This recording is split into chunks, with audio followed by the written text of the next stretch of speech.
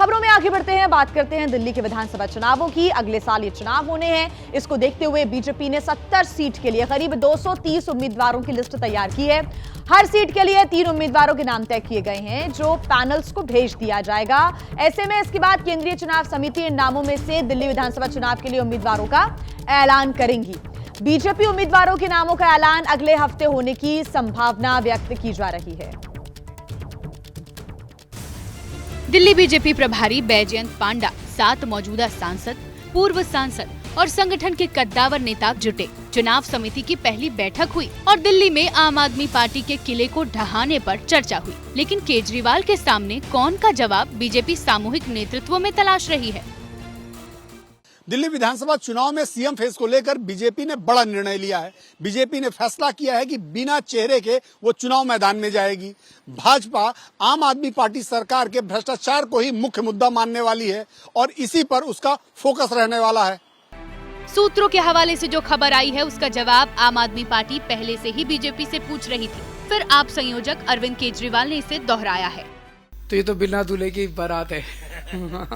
क्यों नहीं दे रही है? उनसे पूछो कि भाई आप किसके नाम पे चुनाव लड़ना चाहते हो, कौन होगा, अगर कौन जिम्मेदारी संभालेगा, उनसे पूछिए। आप दिल्ली के लोग जानना चाहेंगे, दिल्ली के लोगों का हक बनता है जानना।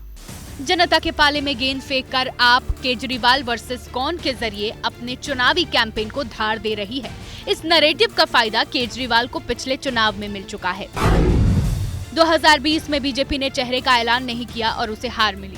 2015 में चुनाव से ठीक पहले किरण बेदी पर दाव खेला, जो कारगर नहीं रहा। 2013 में हर्षवर्धन के चेहरे पर बीजेपी लड़ी थी और सबसे बड़ी पार्टी बनी थी। दिल्ली चुनाव में बीजेपी उन्हीं सवालों का सामना कर रही है जिसे लोकसभा चुनाव में वो विपक्ष से पूछती है। भाजपा के पास फेस है ही नहीं।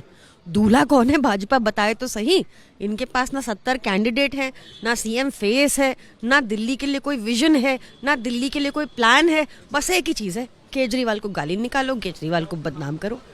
बिना चेहरे के बीजेपी को पहले ही दिल्ली में नुकसान हुआ हो, लेकिन मध्य प्रदेश, राजस्थान, छत्तीसगढ़ और फिर हरियाणा, महाराष्ट्र में सामूहिक नेतृत्व से कमाल कर चुकी बीजेपी दिल्ली में इसे दोहराने की तैयारी में है। तो देखिए, दिल्ली के दंगल में दोनों ही पार्टियां यानी कि आम आदमी पार्टी और बीजेपी कमर कस चुकी है, तैयारियों में जुटी हुई है, एक दूसरे पर तंज भी कसे जा रहे हैं। दीपक रावत हमारे साथ जुड़े हुए हैं ज्यादा जानकारी के साथ।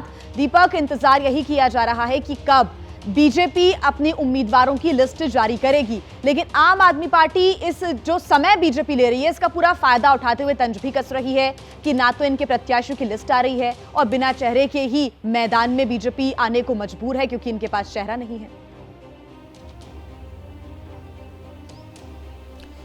जी देखिए जिया, आम आदमी पार्टी की जहां तक बात है तो आम आदमी पार्टी अक्सर किसी भी चुनाव में जब उतरती है तो कैंडिडेट को बहुत पहले ही घोषित कर लेती है। इसके पीछे की स्ट्रेटेजी आम आदमी पार्टी की ये रहती है कि अगर कोई नया उम्मीदवार उस सीट पर खड़ा किया है तो अपने आप को उस समय में स्टैब्लिश कर सके। जैसे मैं अवध ओझा का एग्जाम्पल दूंगा, क्योंकि पर्पलगंज सीट पर अवध ओझा को उतारा गया, पहली बार चुनाव लड़ रहे हैं। मनीष सिसोदिया को वहां से हटाकर जंगपुरा भेज दिया गया, तो अवध ओझा का नाम इसलिए पहले घोषित कर दिया गया ताकि वो उस जगह पर अपनी जगह बना सकें, लोगों के बीच जा सकें, कार्यकर्ताओं के बीच अपनी पहुंच बना सकें। जहां तक बीजेपी की बात है तो बीजेपी अक्सर देर करती है उम्मीदवार घोषित करने पर, लेकिन आम आदमी पार्टी को मौका मिल गया है बीजेपी को टारगेट करने का, खासतौर पर इस बात को लेकर कि वो अपना सीएम चेहरा क्यों नहीं सामने रख रहे हैं। जब भी दिल्ली में चुनाव होते हैं तो अरविंद केजरीवाल का एक तस्वीर लगा दी जाती है आम आदमी पार्टी की तरफ से, और दूसरी तरफ क्वेश्चन मार्क लगा होता है कि आम आदमी पार्टी के पास चेहरा तो है लेकिन बीजेपी के पास ऐसा कोई चेहरा नहीं है जो अरविंद केजरीवाल को फाइट दे सके। तो इस बार भी कुछ ऐसा ही इस तरीके से जो है आम आदमी पार्टी प्रचलित करने की कोशिश करेगी कि अरविंद केजरीवाल के सामने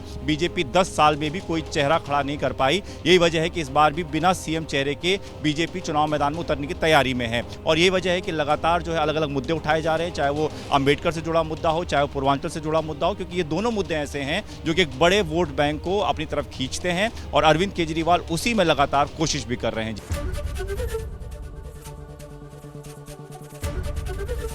एबीपी गंगा, खबर आपकी, जुबान आपकी।